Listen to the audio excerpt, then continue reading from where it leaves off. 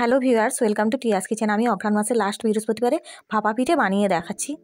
আমি দোকান থেকে কেনা চালগুড়ি নিয়ে এসেছি। দেখুন, আমি হাফ চামচ লবণ দিয়ে দিচ্ছি। এর মধ্যে আমি এলাচ গুঁড়ো দিয়ে দিচ্ছি, নারকেল চুরো দিয়ে দিচ্ছি, আমুল দুধের গুঁড়োটা দিয়ে দিচ্ছি, প্রায় ছোটো বাটির 1 বাটির মতো। এবার ভালো করে মাখিয়ে নেব। আপনাদেরকে আমি 2 রকমই ভাপা পিঠে তৈরি করে দেখাবো এই চালগুড়ি দিয়ে। আমি জল দিয়ে দিচ্ছি, যেহেতু এটা বাজারের চালগুড়ি কেনা তো জলটা একটু বেশিই লাগবে। আপনারা আতপ চাল দিয়েও করতে পারেন, আর না হলে সুগন্ধ চাল দিয়েও করতে পারেন।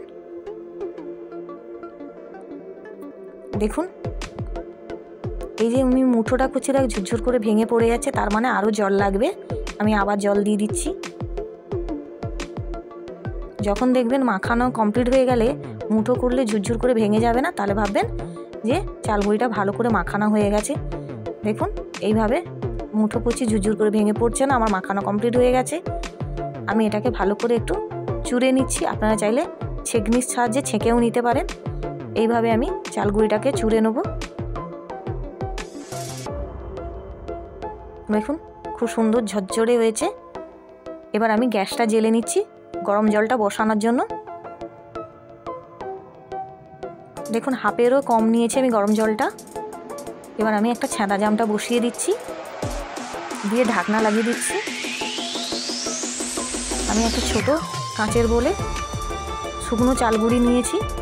এর মধ্যে আমি চালগুড়িটা দিয়ে দিচ্ছি, যাতে না নিচে চিটিয়ে যায়, তাই জন্য শুকনো চালগুড়িটা দিচ্ছিলাম। এর উপরে নারকেল চুরো দিয়ে দিচ্ছি, গুড়টা দিয়ে দিলাম, আখের গুড়টা দিয়ে দিচ্ছি।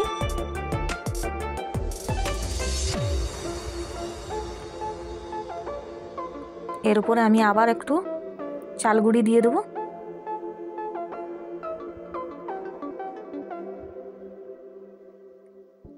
খুব হালকা হালকা হাতে আমি এটাকে একটু পেস্ট করে নিয়েছি। দেখুন, চিপে নিয়েছি। আমার জলটা ভালো করে ফুটে উঠেছে। আমি একটা ভিজা সুতির কাপড়ে ভালো করে আমি নিজড়ে নিচ্ছি জলটা দিয়ে। বাটির মুখটা ভালো করে চেপে এইভাবে ঘুরিয়ে নিচ্ছি। দেখুন, এবার আমি এটাকে বসিয়ে দিচ্ছি। কাপড়টা খুলে আমি আস্তে করে বাট দিয়ে আমি বাটিটা তুলে নেব। দেখুন, এইভাবে কাপড়টা আমি ভালো করে চাপা দিয়ে দিচ্ছি,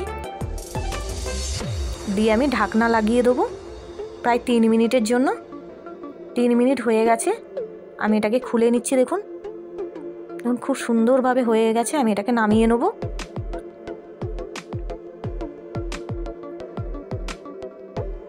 দেখুন, খুব সুন্দরভাবে হয়েছে।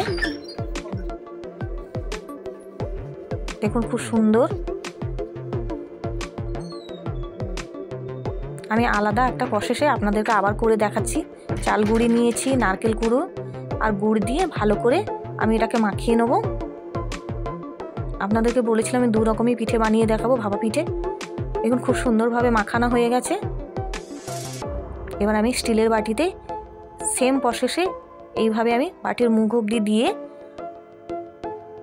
হালকা হালকা চেপে ভিজে কাপড় দিয়ে আমি এটাকে মুড়ে নিচ্ছি। দিয়ে আমি আবার এটাকে বসিয়ে দিচ্ছি। বসিয়ে একটু হালকা করে বাট দিয়ে আমি বাটিটাকে তুলে নিচ্ছি। দিয়ে কাপড়টা আমি আবার ঢাকা দিয়ে ওপরে ঢাকনা লাগিয়ে দেবো।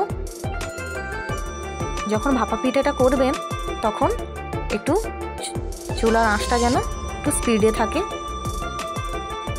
দেখুন, হয়ে গেছে 3 মিনিট। আমি এটাকে নামিয়ে নিচ্ছি। আমার খুব সুন্দরভাবে 2 রকমই ভাপা পিঠে রেডি।